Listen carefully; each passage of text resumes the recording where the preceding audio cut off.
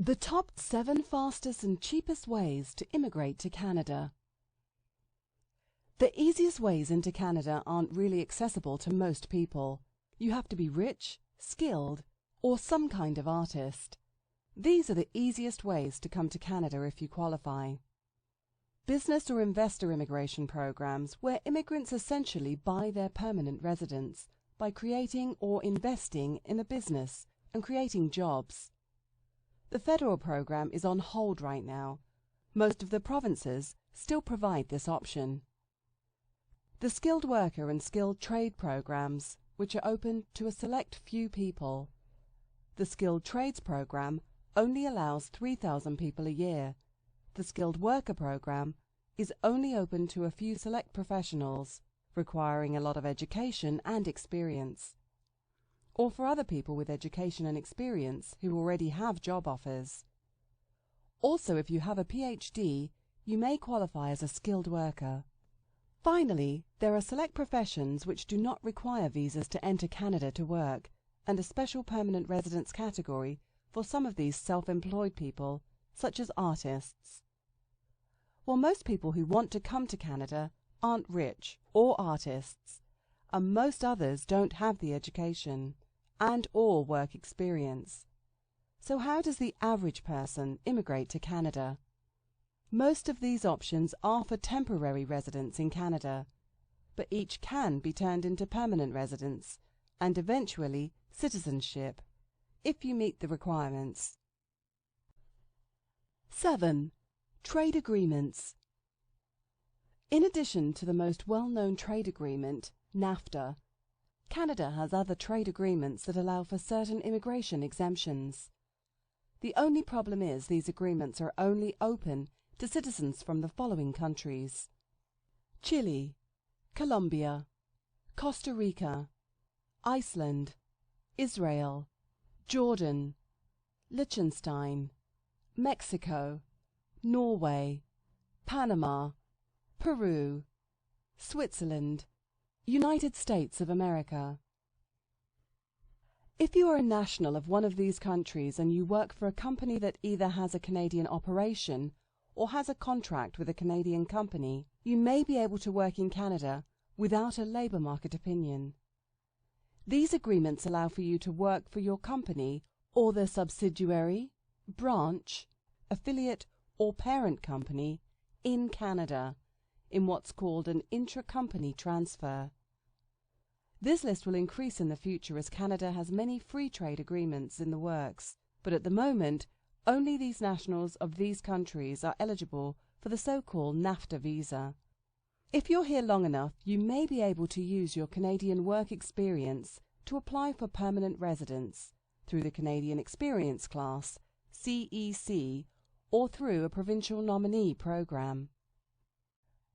6. Work permit with job offer.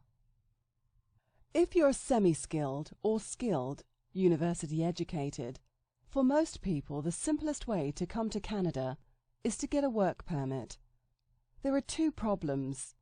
First, you have to convince a Canadian employer to give you a job over a Canadian citizen or permanent resident. Second, your employer has to convince Human Resources and Development Canada that they must hire a foreign worker, as no Canadian can do that job. A labour market opinion.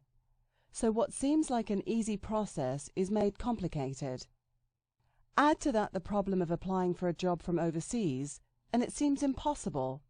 If you have any connections in Canada, that's the best way. Contact them and see if they know anyone who's hiring, or see option number 1 below. Your work experience can lead to permanent residence through one of the programs below. The CEC, the Federal Skilled Worker or Trade Programs, if you qualify, or through the Province Skilled Worker and Semi-Skilled Worker Programs. Learn about NOC codes and how they relate to job offers in Canada. 5. Spousal sponsorship. Psst! Don't tell anyone, but having a Canadian spouse or partner is one of the easiest ways into the country. Citizenship and Immigration Canada is cracking down on marriage fraud. when two people legalize a sham marriage in order to get the foreign spouse permanent residence and citizenship. So you better make sure your relationship is real. There's now a 2-year period where CIC will check up on you after you're approved. Learn more about spousal sponsorship, inland versus overseas sponsorship, common mistakes on sponsorship applications, same-sex sponsorship, sponsorship application appeals. 4. International Experience Canada, IEC, aka Working Holiday. If you're from a select group of countries, this program's for you. If you're between the ages of 18 and 35, you can come to Canada on an open work permit, which means you don't need a job offer. With some countries, eligibility stops at age 29 or 30. Participating countries: Australia, Austria, Belgium, Chile, Costa Rica, Croatia, Czech Republic, Denmark, Estonia, France, Germany, Hong Kong, Ireland, Italy, Japan, South Korea, Latvia, Lithuania, Mexico, Netherlands, New Zealand, Norway, Poland, Slovakia, Slovenia, Spain, Sweden, Switzerland, Taiwan, Ukraine, United Kingdom. There are 3 types of IEC programs. Working Holiday, open to most nationals of the above countries aged 18 to 35, provided you meet the requirements. Young Professionals, you need a university degree and a job offer. Co-op, must be a student at a post-secondary institution in your home country in an eligible program. To see how many spaces are available for 2014, click here. Your work experience under the Working Holiday or Young Professional programs can be used towards obtaining a permanent residence through one of the following programs: the CEC, the Federal Skilled Worker of Trades programs, if you qualify, or through the province's skilled worker and semi-skilled worker programs. Co-op experience cannot be used towards CEC. 3. Live-in caregiver. The easiest career-specific route into Canada for anyone who isn't a skilled worker is the Live-in Caregiver program. With only a high school education, a job offer, and either a 6 months training or 1-year caregiver experience, you could get a work permit. There are numerous agencies that specialize in matching employers with potential foreign caregivers, so it's much easier to find an employer than it is for other jobs. Canada currently has a special permanent residence stream for those who have participated in this program as well. 2. Study permit.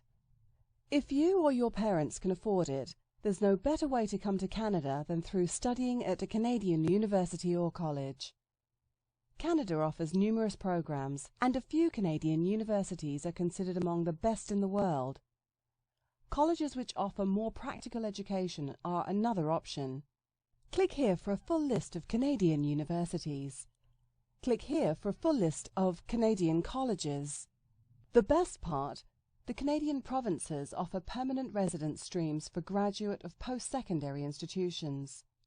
But make sure when you're choosing your university you research the provincial nominee program for your university's province to see what it takes to get a permanent residence. It usually takes a job offer after graduation and a commitment to remain in the province at the very least. It's also important to remember that whatever work you do while a student will not count towards any work experience immigration streams. So if you get a student work permit to support yourself, keep that in mind. 1. Visitor visa. If the only way you can come to Canada is with a job offer and a work permit, the easiest way to come to Canada is to get a visitor visa, if you need one, and to look for a job while you're here. You cannot work in Canada using your visitor visa, but you can communicate with potential employers about future work. You should know that you will need another reason to visit Canada, as it's unlikely that a border officer will be willing to let you into the country if you say you're coming to look for work. But don't lie.